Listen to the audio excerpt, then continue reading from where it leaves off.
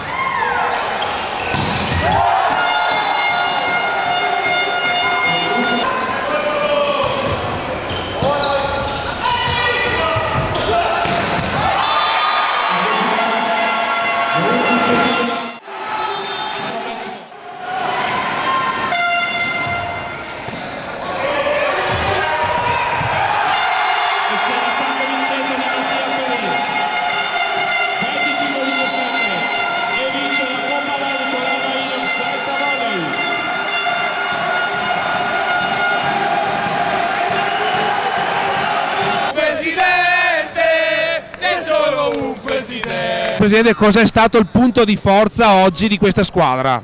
Il carattere, come sempre. Il carattere e ancora il carattere e il volersi bene, sempre. Anche al capitano in campo, il nostro Bovolenta, cosa ha visto di positivo che secondo lui ha cambiato il volto della partita? Cosa di positivo da noi? Il gruppo è positivo. Da noi il positivo è il gruppo. È solo il gruppo da noi. Cosa secondo te è mancato e cosa invece anche hai apprezzato della tua squadra? No, siamo partiti belli carichi inizialmente e forse anche da parte loro c'era un po' di tensione, quindi siamo riusciti a sfruttare alcuni errori che solitamente loro non fanno, anche perché li abbiamo già incontrati in campionato e comunque sapevamo che se c'erano dei favoriti quelli erano loro. Però comunque a Muro sono belli, precisi, puntuali ed è stata dura anche se abbiamo recuperato insomma in certe situazioni.